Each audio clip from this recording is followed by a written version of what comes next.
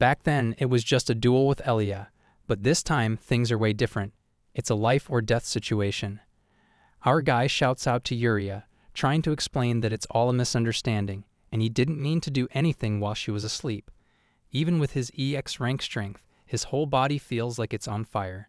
Yuria is completely losing it, and he's begging her to just listen. He's trying to dodge her attacks as best he can.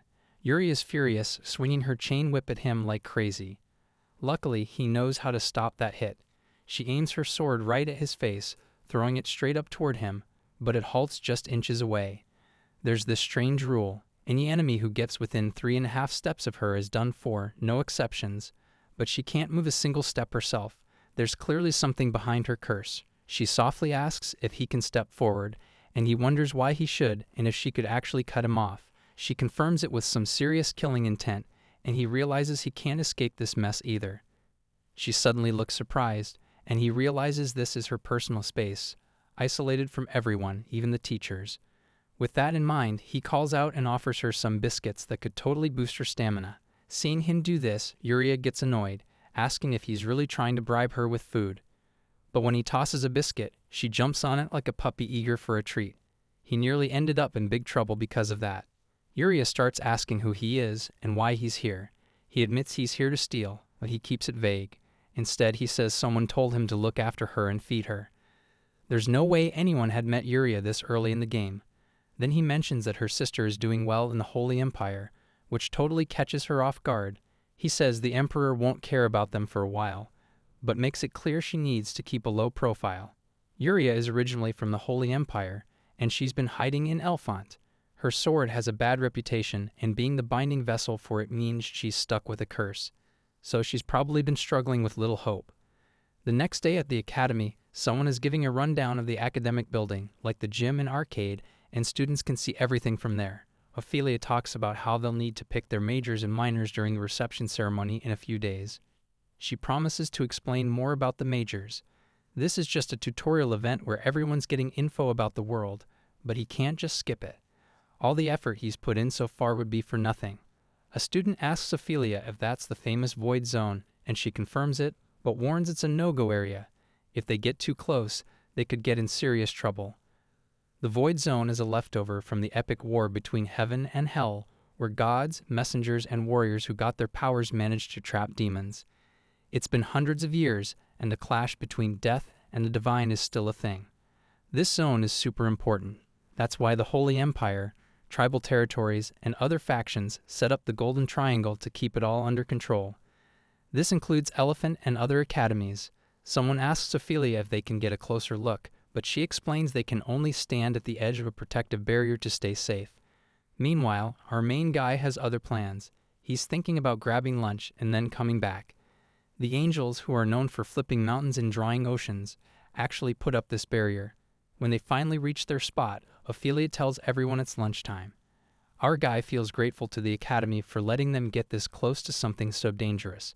But then he asks Ophelia if he can sit a bit further away since he's feeling a little uneasy. She tells him he can't wander off too far or he'll be in big trouble. Meanwhile, the other classmate is getting annoyed, thinking the country bumpkin is acting all high and mighty just because he got a little attention. Dawood starts mixing up some strange ingredients like powdered unicorn horn, a feather bone from a phoenix, and a fan made of coralberry.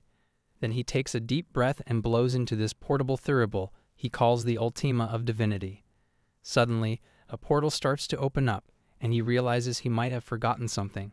He came all this way to use it, hoping to connect with beings that normal folks can't even imagine reaching. Inside the portal, a bunch of mysterious figures are hanging out and talking about the Allied forces. They're debating whether to flatten things out instead of just putting in a drain. Their boss is telling the recruiters if they think flattening is the same as digging. They're angels, and they notice our guy over there, wondering what he's doing just staring at them. They hope he doesn't get in the way of their work. The boss asks one of the recruiters why he's just standing around and not shoveling. Meanwhile, our boy is just watching while those minions do their thing. Out of nowhere, a truck rolls in with blaring horns. An angel girl in the truck announces that the holy mud bricks have arrived and tells everyone to unload them. There are infinite of these bricks. The driver spots someone munching on something and isn't too thrilled about it. He just tells her to save her energy for driving. The senior angel yells at everyone, reminding them that the seniors are already busy working. As they're bringing down the bricks, they realize the food shipment hasn't shown up yet because the delivery vehicle is running late. Dawood figures out there's a reason why the angels don't just jump in to defend whenever they want. If he had to describe them, he'd say they're like a military force with a clear rank structure and chain of command. In this game, angels only appear after Chapter 2, and direct contact with high-ranking ones comes much later. He knows what they crave, something simple and basic. So he pulls out some delicious-looking food and starts munching on it. The angels notice and start talking about whether he's still watching them and what he brought. Seeing him eat so joyfully makes them hungry too, and they want to try it. But the senior angel, fuming, scoffs at his minion. Dawood then calls out to the angels, inviting them over to eat instead of working themselves to the bone. With that, he wraps up the offering and gives them some tasty treats to try. The senior angel feels a bit humbled, so he calls for a 10-minute break for everyone. There's not just sweet rolls, but also some steaks. The senior angel points out that our guy is pretty sensible. He mentions that the rules in their world are different from those in the physical world. It turns out that one serving is way more than enough for all of them. The angels munch happily. After enjoying that little luxury, the senior angel asks for the thurible and wonders if our guy came to them wanting something. He says he'll bless it, but it needs to be something reasonable, and he'll do his best to make it happen. Our guy is taken aback because he's got a whole bunch of negotiation cards ready and can hardly believe there might be an easier way. The angel questions why he's treating someone like him with any importance and wonders what's going through his head. He figures our boy must have some good info since he has an ability but hasn't really worked on it yet. He suggests that it'll pay off in the future, so he should think about investing in it. The angel's telling him that his gift is way stronger than he thinks, but how he uses it is totally up to him. Because of this gift, he's gotten tangled up with a monster that's both cruel and friendly. Hearing this, he figures that once he gets the thurible, he'll come up with all kinds of plans to make sure he stays alive. The angel points out that a regular person would be scared, but he's just calmly working on strategies because he's destined for greatness. He's flattered by the angel's words, and while they chat, he starts pondering what it really means to be a great man. The angel tells him to believe in himself. Then, just like that, the portal closes, and they disappear from the scene. Dawood is pushing himself hard just to survive, but the angel warns him to really think things through. The ultima of divinity is holding some serious power from divine beings. One part of it is asceticism, which can boost his stats by converting them into constitution. The other part is a protective shield. He figures the angel must have given him some solid blessings, since constitution is linked to health, and his desperate need to survive could really jack up his stats. He's sure he'll put those skills to good use. Another big thing is evolution. Stuff in this world can improve and get stronger over time. But that's a tricky stat for someone like him, who doesn't have any related traits, since he can't use mana just yet and need to rely on some temporary fixes. So he goes back to one of the Academy minions who mentioned teaming up. The minion asks if Dawood knows what a team of two is and where his partner is. Dawood says she'll be here soon. The minion jokes about who'd want to team up with a guy as unpopular as him, but Dawood insists his partner isn't just popular and will show up soon based on the story. Out of nowhere, Ellie pops in and asks if this is the Monster Research Department. Dawood waves at her, having changed his mind about getting involved with the protagonist. He reminds her that she mentioned they should get to know each other and asks if that's still a thing. Elia seems a bit caught off guard and starts thinking about him and some moments they've had. She also remembers Elnor's comments about him, saying they're nothing, when Dawood holds out his hand, leaving her baffled. She thinks he's delusional, nothing's working, and now he's trying to make her jealous. Now at the Academy's mock dungeon, Elia asks Dawood if he's really sure about this. He tells her to have some faith and questions if she wants to be friends with him. Then he insists she should just follow his lead. He warns her there are 3 monsters coming at them, and as they move forward, Elliot takes them down like it's nothing. He mentions that 2 more are dropping down from the ceiling, plus some bat monsters, and he's trying to figure out their weak points. Meanwhile, Elliot effortlessly cuts them off too. She tells Dawood to stop bossing her around and to pitch in, but he just keeps directing her on where the attackers are coming from. He tells her to be patient as more come flying towards her, and she handles them all with ease. Then he warns her about arrows coming from his side and an attack from behind her.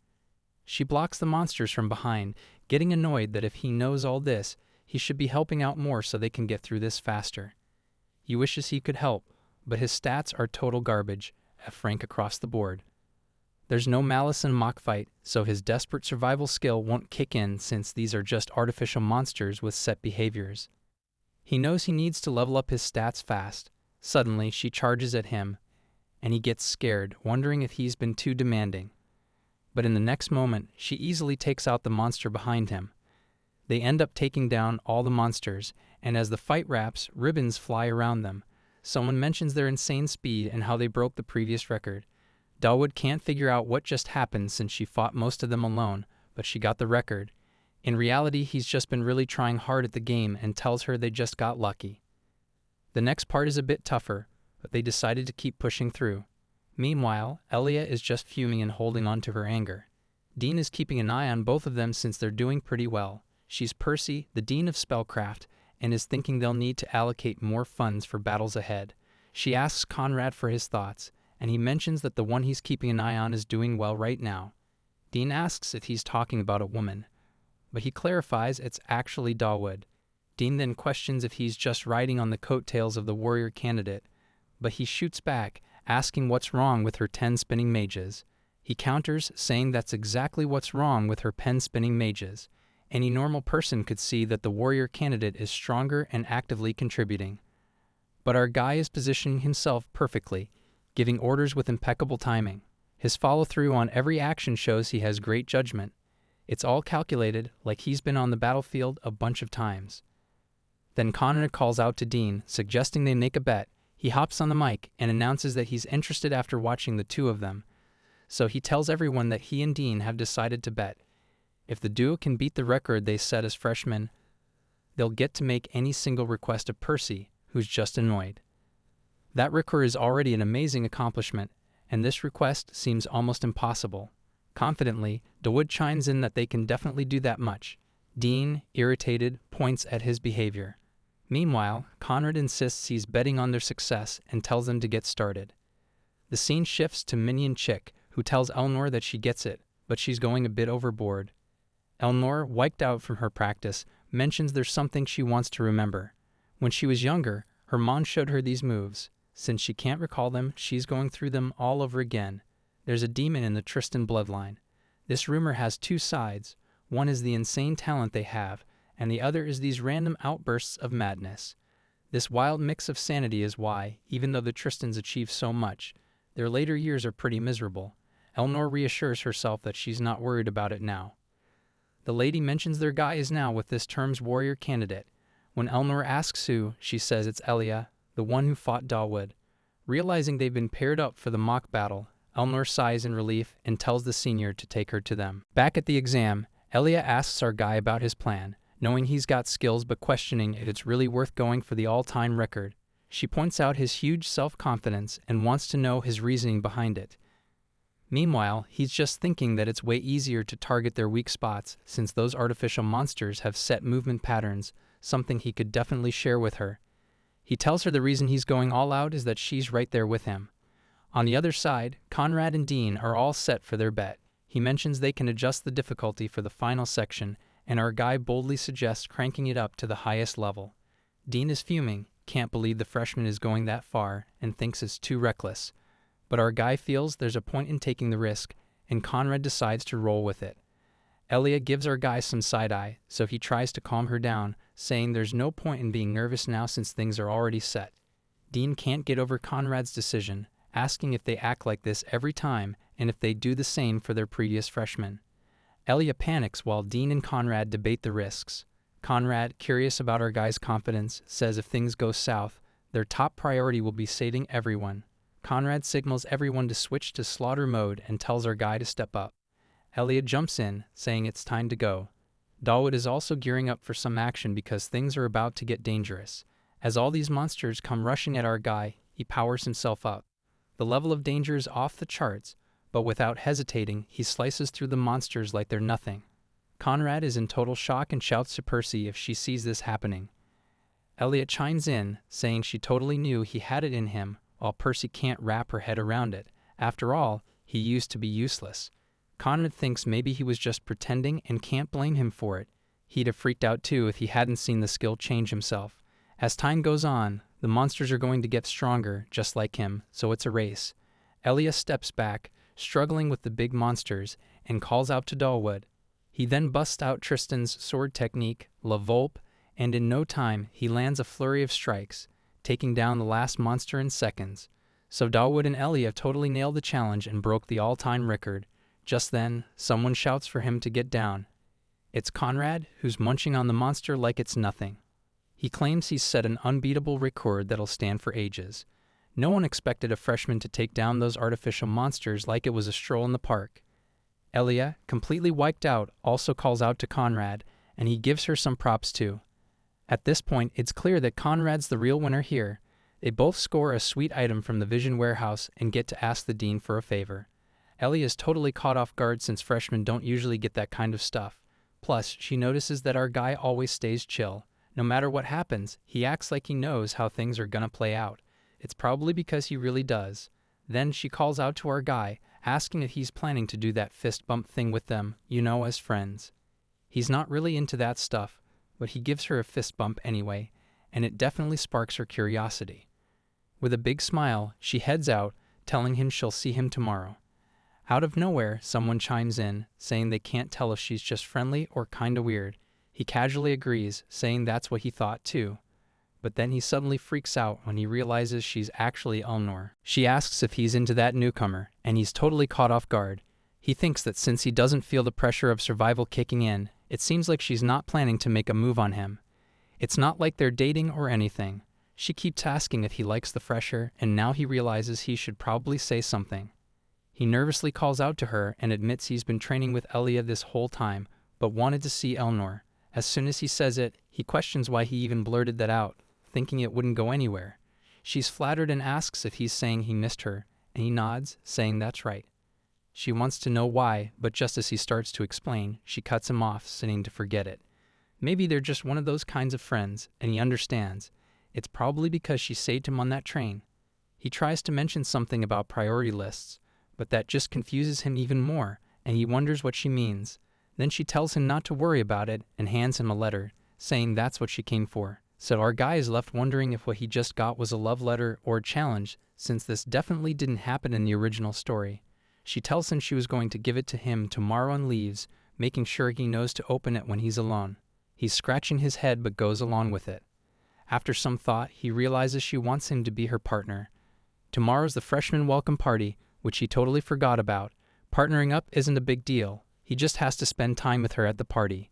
The real problem is what happens if he turns her down. Her affection level would drop and things could get hostile with whoever else is involved. Just then, someone knocks at the door. It's Elia, and he kinda saw that coming. She hands him another letter, and he's like, really, another one? She picks up on his confusion and asks if someone else gave him something. He brushes it off, thinking he almost panicked there. She spills the beans about what she really thinks of the surprise, saying she made up her mind during the mock battle. Because of the student council president rules, she dashes out, telling him to hurry up and read it. As she jumps off, she gives a glimpse of her thighs, adding a little flair to her exit. Holding his head up, he starts to wonder why there are so many oddballs in the world. He thinks it's probably another partner request or maybe a challenge request. But as soon as he opens it, he's hit with a surprise. It's a partner request. Now he's caught in a fight between the final boss and the protagonist. He starts to bang his head in frustration. This isn't how the original story went, and he can't help but think, why couldn't they have given him an easier choice? If he picks Elnor, he'll be branded as a villain by the protagonist. On the flip side, choosing Elia would put him on the bad side of the final boss, which could get him killed thanks to that whole priority list thing. He considers just turning both of them down, but he's totally unsure about what to do. This whole mess seems to be happening because they're both still at the entrusted stage, and it's really a problem. Then he starts to wonder if he should just accept them both. The next day at the freshman party, everyone's hanging out, gathering around from each class. A lot of students are all dressed up, and then there's Elia, who shows up and isn't a fan of the crowd. Our guy shows up too, and she's glad he came. She calls out to him, but he's acting all cold and distant. They decide to wander off together. Turns out he's a clone walker, which means he can create a clone of himself. He had to spend all his points for it, even though the clone will just be a stand-in while he's off doing his thing. The event is set up for a double date, and he has to figure out how to manage a date with both Elnor and Elia without getting caught. He chooses this one clone called the Cold Gentleman because he's worried about being seen with his clone and himself in the same spot. Just as he's sorting stuff out, a commotion pulls his attention. It's some monster locked up in a carriage, and he suspects they're gearing up to experiment on it. The main event kicks off, and he thinks surviving with Elnor and Elia shouldn't be too much of a hassle. He also gets a second personality called Pheromone, who's styled like a total Rizzler. Right after he gets that one, Elnor catches him off guard asking about this funky smell in the air, wondering if he sprayed something. Our Rizzler plays it cool, saying the flowers smell nice, and it's driving her wild. Totally caught off guard, he tries to figure out what the deal is with these pheromones. Elnor seems to be under his spell, and she's doing her best not to show any interest in him. She calls him out and wonders if he really doesn't get it yet, but honestly he's way manlier than she expected, which is kind of freaking him out, making him want to back off. He suggests they head to the event and check out the nearby stalls. Right now he figures the clone and Elia should be meeting up, and he has to make sure they don't bump into each other. Elnor tells him to chill out, and he's just hoping nothing goes wrong. If things keep up like this, all he needs to do is play the role of the escort for both of them. He asks her again why they don't hit up the snack stall for some food. As they walk over, he tries some skewers and thinks about how this might be the worst choice for Elnor since she's always watching her figure. But he has to tone down hormone vibes. Completely flattered, she asks how he knows she likes them or if it's just luck. He wonders if maybe she picked up on the fact that he's not a fan of wild boars. She calls out, asking if he's still munching away.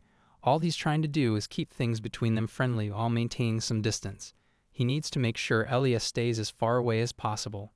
Then Elnor asks if they sell accessories around there and wants to know if he needs anything. He's decided to buy her something, but he still wants to keep her feelings in check. So he picks a button, thinking it'll be the worst gift ever. But it turns out she actually needed a button for one of her uniforms, and now he's completely flattered again. While they are grabbing a bite to eat, Elnor asks him if he has picked his majors yet.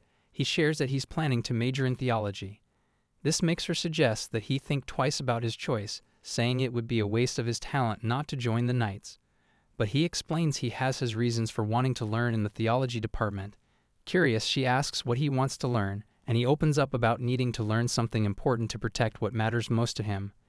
When she presses him on what that is, he starts to explain how, ever since he was a kid, there has been something he wants to keep safe. He then mentions an upcoming event, the secret society incident, and how the chapter boss is weak against holy skills. She wonders if this is why he is getting so involved with her.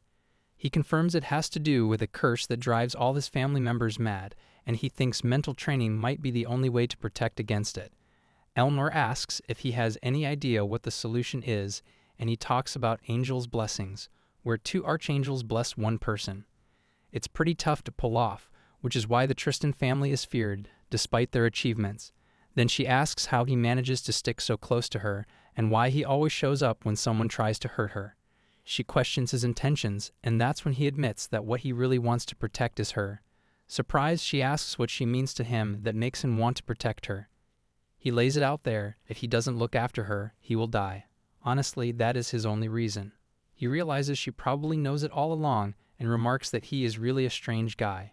He has just laid everything out without holding back, hoping that will clear up her curiosity. Meanwhile, Elia can't help but think about our guy and wonders what his deal is. Is he mad at her?